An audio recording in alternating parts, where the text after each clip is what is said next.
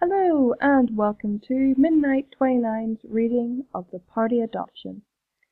This is Chapter 11. Scoodley finished telling her past to her friends. Every pony in the room was crying. Fluttershy was crying really hard, though none more so than Scoodley. It had been 3 years since she saw her parents. She didn't even know if her mother survived, but she did know that she loved her. Scoodley just wanted a hug, so she stretched her hooves out and embraced Pinkie Pie, who gladly accepted it. Twilight noticed Spike burped a letter out of green smoke, and the letter came next to Twilight. "Okay, Spike, you watch then. I'm going upstairs to read this. And, good luck."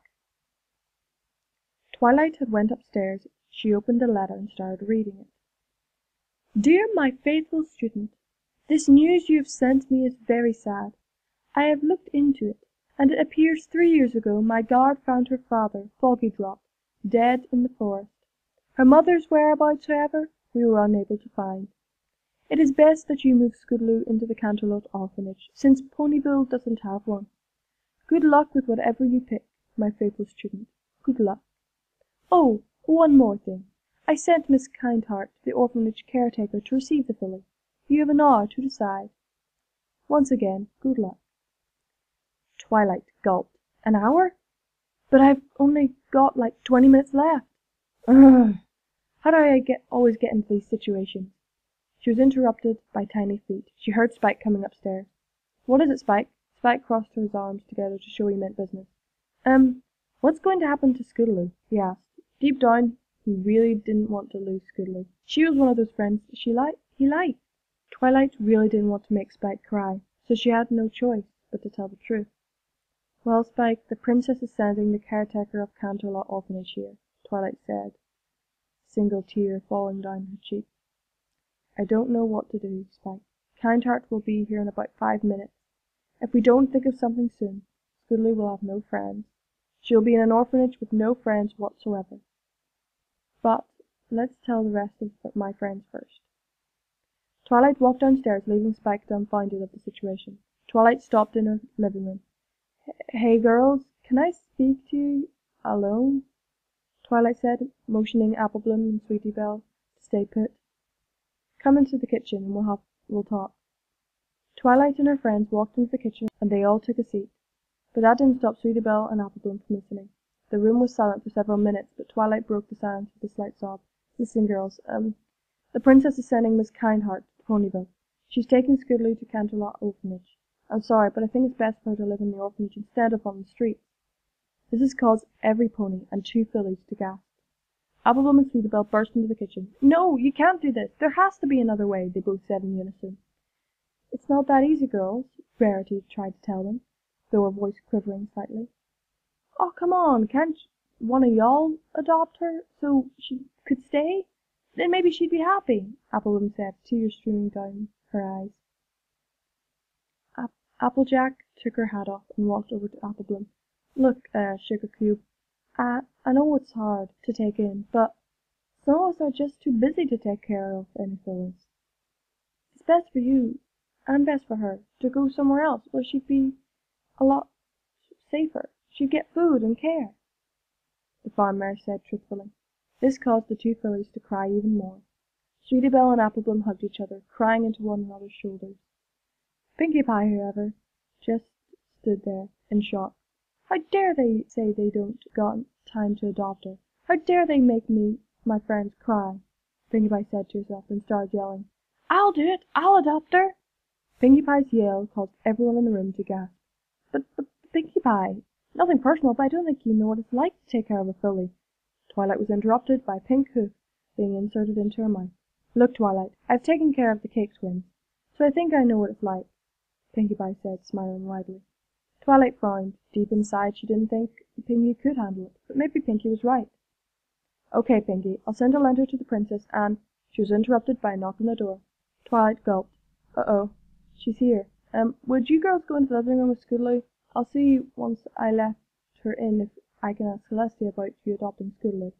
This caused Pinkie to smile widely. Kindheart walked in, not even bothering to wait for Twilight. "Now where is this poor filly?" she muttered to herself. Oh, Miss Kindheart, you're here. Listen, my friend Pinkie Pie said she would adopt Scuddly, and Twilight was interrupted by a hoof to her mouth. Ahem, listen, Twilight. I would let this Pinkie Pie adopt her, but she doesn't seem. Kindheart spat before continuing. I'll just come out with it. I don't think she's responsible enough for the job.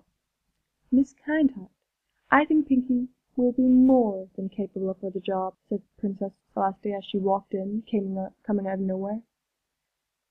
She held an adoption paper form, levitating with her magic. Here's the paper, but it's up to Scuddly to decide whether she wants Pinkie to be her mother or guardian, Celestia said while handing the adoption form to Twilight. Give it to Pinkie. I'm sure she'll be very happy. Twilight was about to take the adopted Pinkie when something occurred to her. She turned to Princess Celestia. Wait. When Scuddly told us about her past, she said she never heard her mother scream. If you wouldn't mind, I'd like to do some research to try and find her. I must find this out for Scuddly. Then maybe it will make her happy, Twilight said, starting to move her hoof on the ground in circles. Celestia backed up a bit. Scuddly's mother's disappearance was a secret. She would much prefer that no Pony find out about it. I'm sorry, Twilight, but I forbid it. Celestia made her way to the door before turning her head to her student. And if I find you did disobey me. Celestia couldn't think of anything and just left, teleporting away with Kindheart. Normally Twilight would honor her teacher's words, but this time she was willing to do anything just to find out what had happened to Scuddly's mother. Well, I might as well give this adoption form to Pinkie. Hi, give what adoption form to Pinkie? You mean this is my hooves? Pinkie asked curiously, staring at the words. Awesome, Scuddly is my adopted daughter now. Oh, thank you so much for helping me, Twilight. Now I can tell her. Pinkie bounced over the living room where Scuddly was, talking to her friend. Scuddly and her friend stopped talking immediately when Pinkie came in. She looked happy. Sweetie Belle sketched her hooves out, trying to protect Scuddly. Stop right there, Pinkie. If you're trying to take Scuddly away from us, you're going to have to try a lot harder, Sweetie Belle said with a growl. Pinkie was taken by surprise by Sweetie's outburst, but moved with the angrily out of the way and looked at Scuddly's eyes. Scuddly, I need you to pack your things because you're Pinkie was interrupted by Applebloom. I can't believe this. If you're really taking her, you're wanting Scuddly to go live with one of those nasty orphanages. You'll have to get through us if you want to get her. Both Applebloom and Sweetie Belle both stood their grounds. They would not let anything happen to their best friend. Scuddly stood up and gave her two friends a big hug. It's okay, guys. It's probably better this way, Scuddly said with a few tears dropping to the wooden floor. Pinkie Belle frowned. They were making a big deal for nothing. Okay, Scootsy, I want you to read this paper. Pinkie handed the paper to Scuddly, who gladly accepted. After Scuddly read the words, she shed a few tears. I, Pinkie Pie, to take care of the filly named Scuddly as a... What is this? You want me to decide what I want you to be to me? Scuddly said. It was very hard for her to trust very many ponies, but now this was happening. Pinkie ruffled the filly's mane. Of course I want you to pick. As long as you're happy, I'm happy, Pinkie said sweetly. Tears welled up in Scuddly's eyes. She looked in the air and tackled Pinkie into a loving embrace. I love you, Mommy, Scuddly said, resting her head on Pinkie's stomach. Scuddly finally had a mother. All those days fighting for herself can finally end. Pinkie Pie's heart skipped a beat when she heard those 4 words. She picked up Scuddly and embraced her in a loving hug. For once she had a pony she could love and protect, but she knew she wouldn't be able to do this herself. She turned to her friends. Hey, how would you girls like to be Scootsy's aunts? They all nodded in agreement. Pinkie placed Scuddly on her back and headed home. This was the start of a family.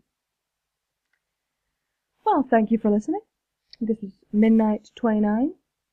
There is a few more chapters after this, which I will be reading to find out what happens to Diamond Tiara. And after that, I'll be moving on to some more one-shots. Hope you enjoyed listening, and stay brony!